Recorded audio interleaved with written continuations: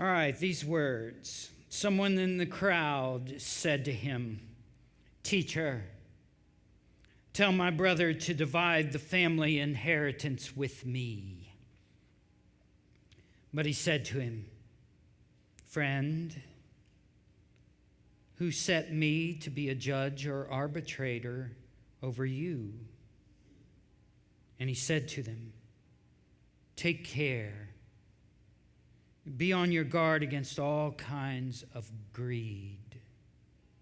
For one's life does not consist in the abundance of possessions." Then he told them a parable. The land of a rich man produced abundantly. And he thought to himself, "What should I do? For I have no place to store my crops." And then he said, "I will do this. I will pull down my barns and build larger ones. And there I will store all my grain and my goods. And I will say to my soul, 'Soul, you have ample goods laid up for many years. Relax, eat, drink, be merry.' But God said to him, 'You fool, this very night your life is being demanded of you. And the things you have prepared, whose will they be?' So it is with those who store up treasures for themselves, but are not rich toward God."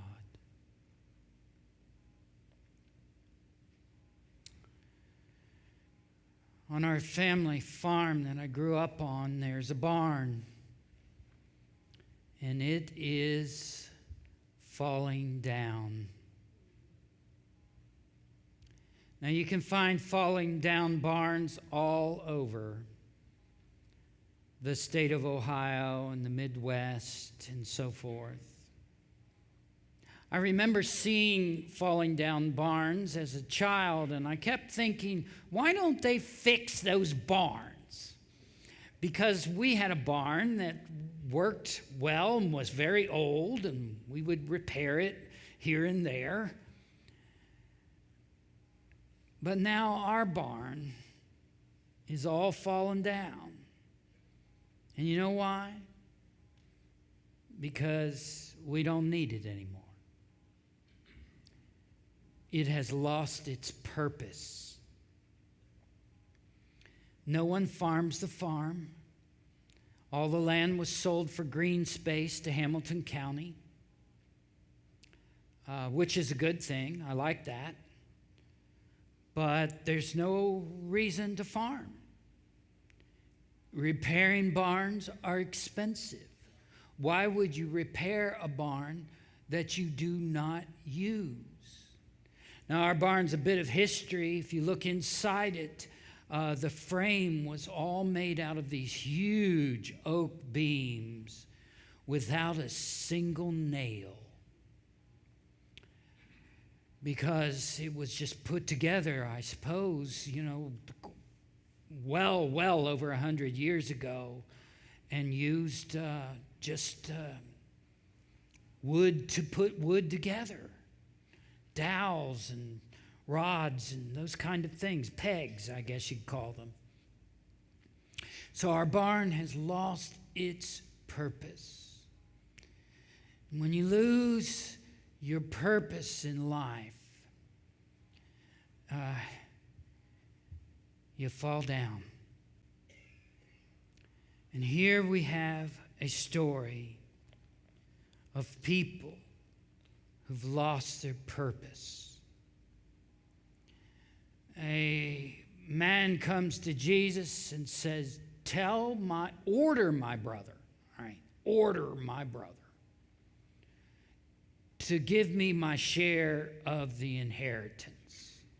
So we don't know the particulars. Was the brother withholding, or was the father yet still alive? We don't know. But Jesus gets to the point of everything, uses it as a teachable moment. He says, "Friend, who set me to be a judge or arbitrator over you?" In other words, I'm not here to order your brother around. I can almost hear the wheels turning and Jesus thinking, there's a lot more to this story than you're telling me. Okay? But he tells a story. And it's a parable. It's meant to teach. It's called the parable of the rich fool. There's a land of this rich fool who the land produces abundantly. He has a bumper crop. It's more than he's ever had before. He has so much yield that his barns aren't big enough. And what does he do? He tears down the barns and builds bigger ones to put all his stuff in, all his crops, all his things. Greed is a dangerous temptation.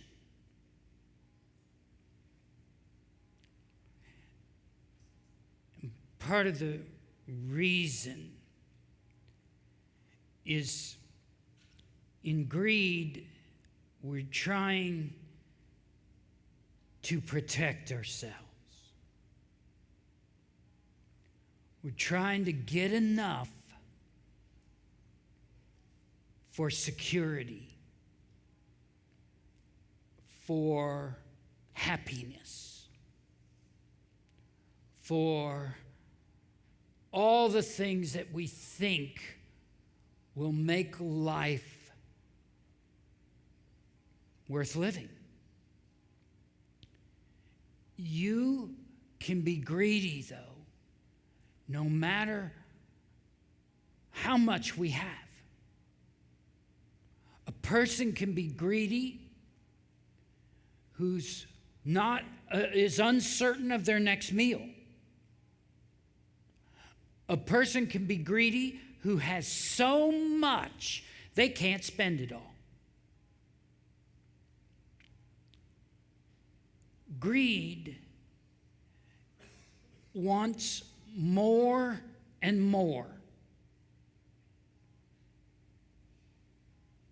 And when greed enters the soul, we lose our purpose in life.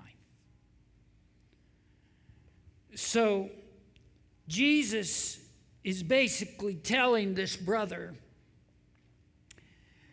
you lost your purpose.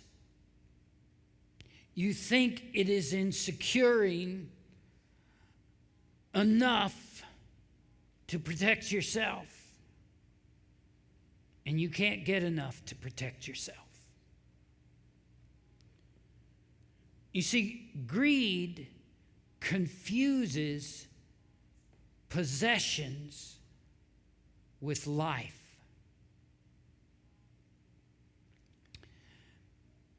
We have a relative in our family, and I will not name this relative.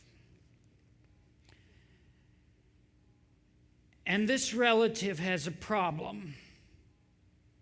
Whenever we talk to this relative, the relative talks almost exclusively about the latest thing purchased, about all the stuff this relative owns, wants us to show us stuff. collector of all kinds of things. It is so pervasive, you just want to run away. If that's all you can talk about is stuff, you've lost your purpose. And it happens. It's a dangerous thing. I tried to think about what is at the basis of greed. And there's probably a fear. Now, maybe this isn't the whole deal, okay? But I think this can be instructive. And it's this. There's a truth. Life cannot be controlled. And the basis, or what comes before greed, is the yearning to control, to exert one's will over the world, to get one's way by accumulation of more and more and more. You do know you can't control life, don't you? I mean, I've tried. This past week, it was brought home to me. We had our grandchildren in the house. I played with them in the evening. It all went so well. And then bedtime came.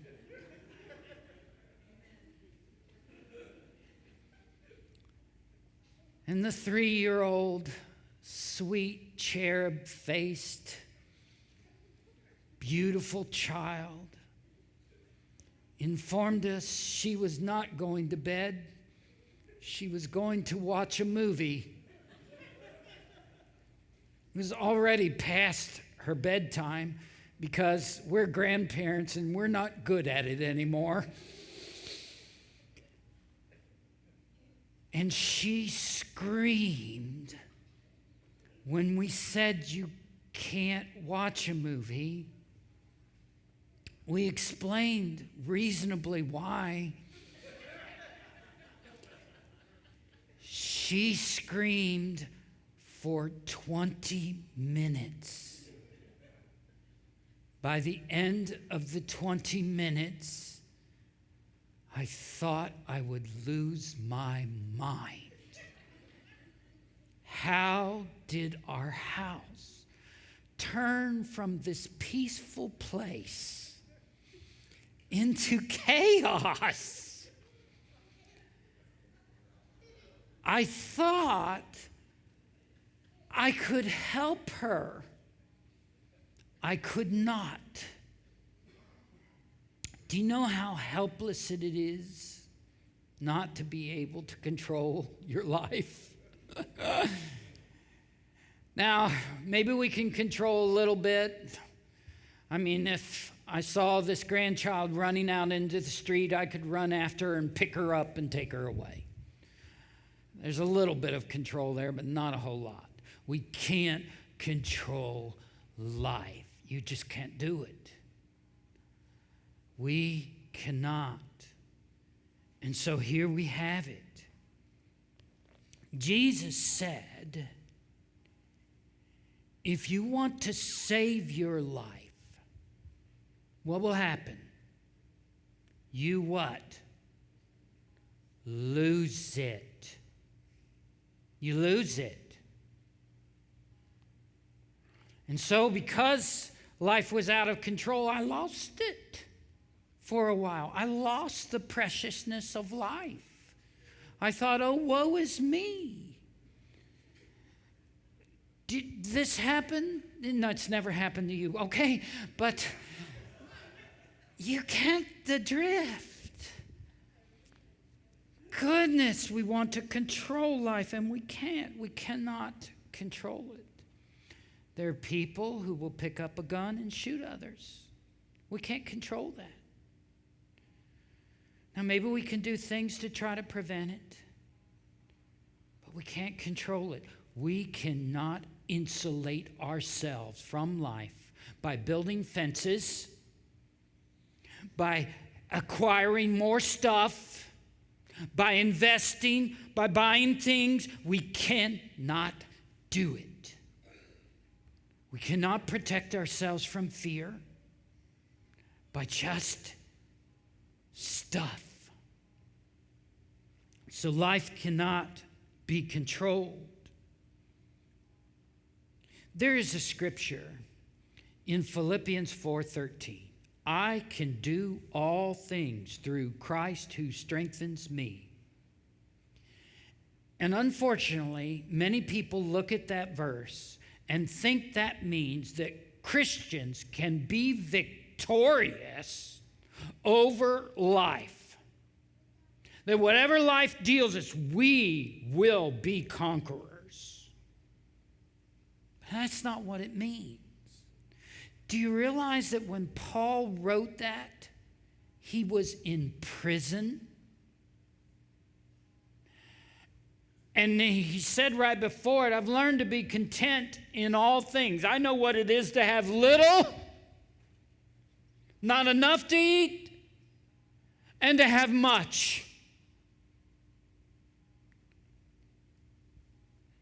What he was saying is, no matter what we face in life, no matter what we cannot control, we can meet that with the presence of Christ. That Christ can strengthen us inwardly so we don't despair and give up and become bitter and cynical and lose the gift of living life. We don't want to control life. We want to live life. Let's live it. And so, this is the point of what Jesus is saying. This man cannot insulate himself. His life's about to end. The point is not death here either. The point is, he says, if you store up treasures for yourself, you lose. You're not rich towards God. We are to live life in grace.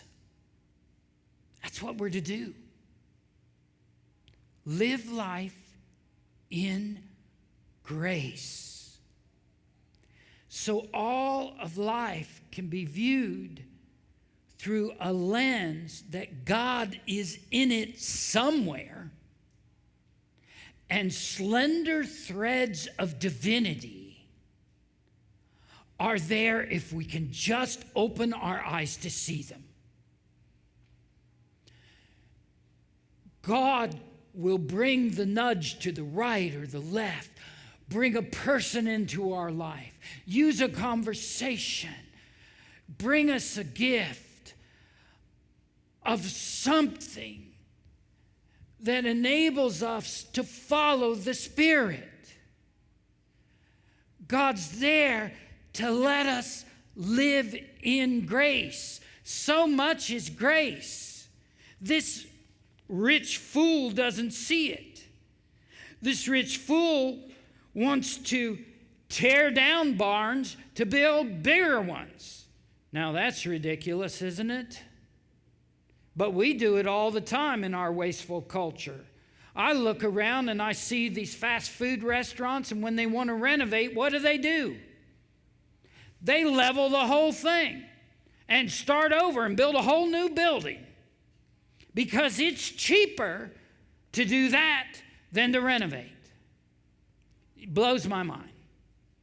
We sometimes, it's cheaper for us to buy something new, isn't it, than to repair it. That's the way it goes. It's life. We are to realize that it's grace. This man probably thinks it is his hard work that's brought his yield that is so great. But what does it say? It says the land produced abundantly. The land. Sometimes on this earth, there is more abundance that comes than anything we put into it. And we call that grace. That's a gift. Occasionally, we can put a lot of work into something and the earth doesn't cooperate. A drought comes. Tornado sweeps through. And all the hard work is lost. But we need to look at life that there is grace. The land doesn't belong to us. It belongs to God. So if this man had not lost his purpose, God might have been able to guide him to be generous and give some of the extra yield to those who needed it. And in doing that, his heart would have been enlarged and he would have found the gift of life. But instead, he lived for himself. He took it all for himself and he lost. He lost his life. Let us live in grace, looking, ever aware that God is here. The kingdom is here. It's near. And God brings grace to us. So, we put out a garden. The deer ate it.